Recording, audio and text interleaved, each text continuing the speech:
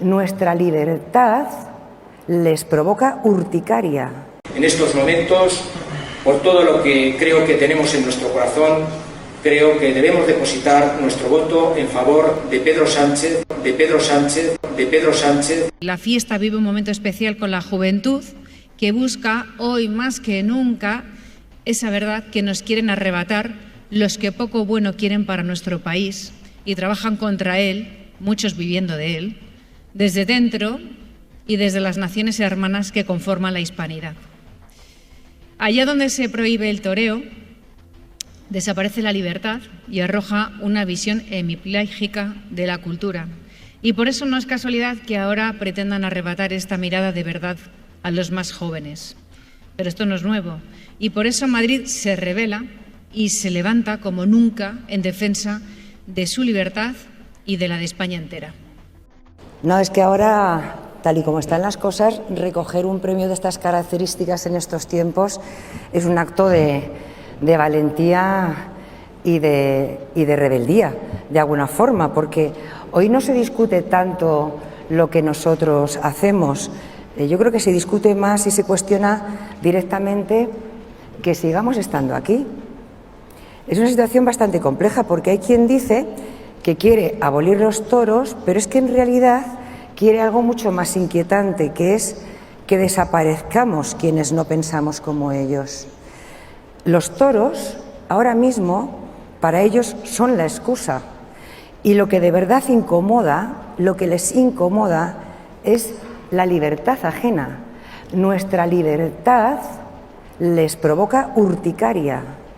La democracia no vive de la unanimidad, sino de la convivencia entre miradas distintas. Es así de sencillo. Cuando todos empiezan a pensar igual, pues casi siempre es porque alguien ha dejado de poder decir lo que piensa profundamente. Y por eso, cuando se ataca la tauromaquia, rara vez se habla solo de toros. Se habla de quién decide qué sensibilidades sobran. Yo, por ejemplo, he oído a una dirigente política del PP que decía que este es un país comunista.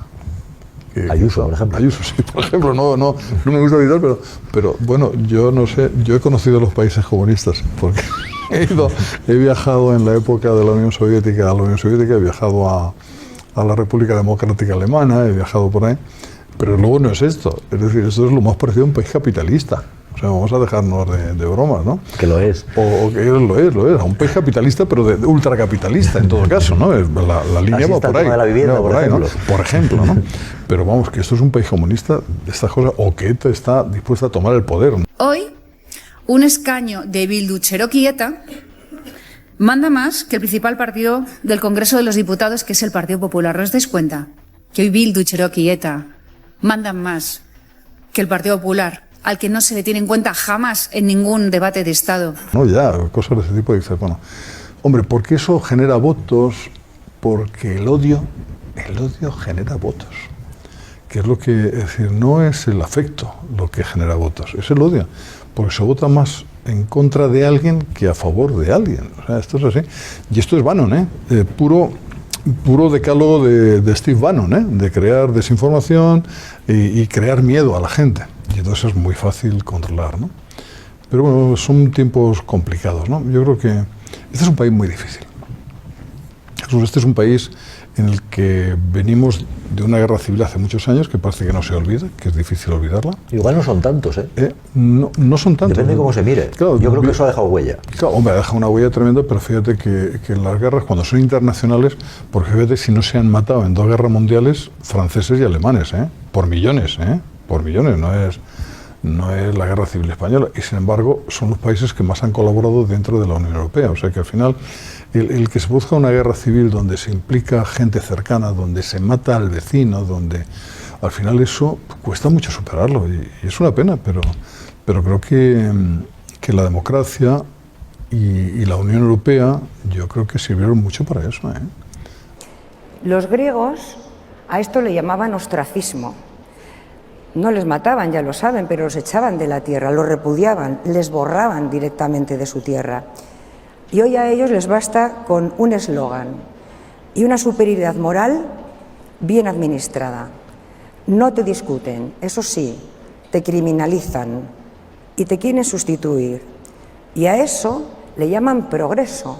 Tenemos un problema con el significado de las palabras tremendo. Frente a esta lógica, con la nueva palabra que se incorpora a este diccionario actual, frente a esa lógica del reemplazo, la tauromaquia sigue siendo todo lo contrario, es una expresión de libertad cultural. Y como recordó Mario Vargas Llosa en una época que huye del riesgo y de la profundidad, el toreo mira la muerte de frente y la transforma en arte. Defender la tauromaquia no es imponer una tradición, es defender el derecho a elegirla y con ella defender la libertad, defender nuestra libertad, incluso cuando molesta, incluso cuando más les molesta a ellos. Salud y suerte, muy buenas noches. O sea, fíjate ahora una cosa, o sea, no, lo mismo me meto en camisas de 11 varas, pero lo que ha ocurrido con este congreso de la historia que pretendía montar Arturo Pérez Reverte en Sevilla, ¿no? Resulta... La guerra que perdimos todos. La guerra que perdimos todos.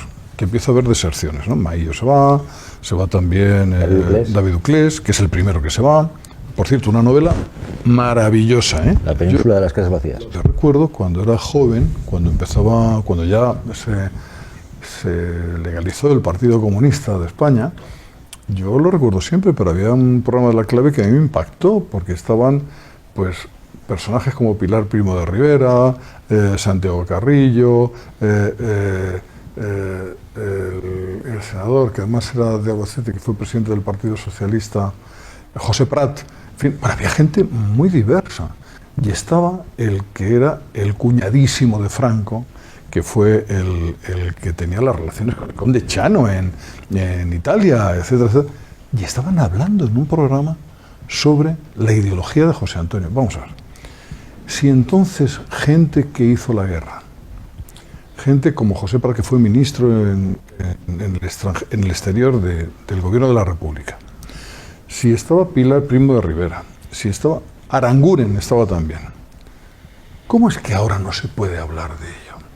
O sea, yo la verdad es que creo que nos hace falta hablar, pero sin considerar al rival como enemigo. Quiero decir que han pasado muchos años.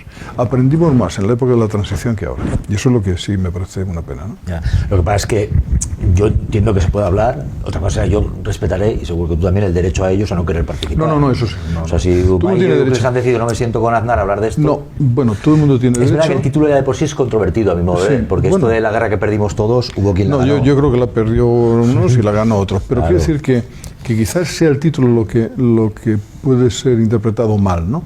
Pero el hecho de que personas de distinto signo hoy, en una España democrática, puedan hablar de lo que ocurrió, entonces yo digo, cuando empezó la transición, aquí hablaban gente que había hecho la guerra. Y a mí me parecía encomiable. En aquella nube de humo que tenían en La Clave, ¿eh? Todos fumando como locos, ¿no? Totalmente. Pero creo que quizá hay cosas que hay que hacer para superar todo eso, ¿no? No sé. A mí no... Yo, curiosamente, tengo amigos de izquierda y de derecha, últimamente más de derecha que de izquierda, porque creo que hay un corrimiento y además a posturas cercanas a Vox, ¿no? Y algunas veces pues tenemos que parar también de hablar, porque, pues no sé, esto no... Yo a veces parezco el moderador ahí, ¿sabes? Tratando de... Pero a veces tenemos que parar de hablar, porque se llega... No digo el insulto porque no lo he visto así, pero a que la gente respire más agitadamente, ¿eh? Y que el corazón vaya con unas pulsaciones más rápidas, ¿no? Y eso creo que en algún momento hay que superarlo, ¿no? Desgraciadamente los tiempos no son buenos, y más viendo lo que está en Estados Unidos. O sea, yo creo que... Y gracias por estar aquí, para que se oiga la voz de los que están hoy en la calle defendiendo la sanidad pública. No hay nada más sagrado que la sanidad pública. Y voy a ser muy claro, no se trata de que el PP de Ayuso recorte en sanidad, se trata de que está robando el dinero de la sanidad pública. Están cogiendo el dinero de la sanidad pública para dárselo a negocios privados y a continuación todo eso acaba en áticos de lujo. Esa es la verdad incómoda de Ayuso. Algunos datos: 1 millón de personas en listas de espera en Madrid, de las comunidades más bajas en gasto por habitante, más de 1.600 millones de euros en un solo año para el Grupo Quirón, después de estar presupuestado 800 millones. Piensen lo que es una desviación de más del 100% del gasto, es decir, nos dice a los madrileños en presupuestos que le va a pagar 800 millones a Quirón y finalmente paga más de 1.600 millones de euros. Por poner un último ejemplo, Rivera Salud y el Hospital de Torrejón, todos lo hemos visto. Yo he estado allí, he hablado con las enfermeras y nos han contado la precarización. Quiero también romper una lanza en favor de los profesionales de la sanidad pública que están trabajando en condiciones lamentables por ese proceso de privatización que lo que hace es montar una subasta, un mercado de la bolsa de la sanidad. La derecha sabe que hay mucho dinero en la sanidad y ha decidido sacar ese dinero de la pública para metérselo a la privada. Y todo acaba finalmente en chanchullos y en negocietes que acaban beneficiando a la propia señora Ayuso. Por lo tanto, ni un paso atrás en defensa de la sanidad pública. Y acabo. La Comunidad de Madrid no ha tenido un problema de recursos. A lo largo de los últimos 7 años ha tenido más recursos que nunca en la historia. Pero no solo no ha incrementado el gasto en sanidad pública, sino que ha cogido el dinero de la pública y se lo ha mandado a la privada.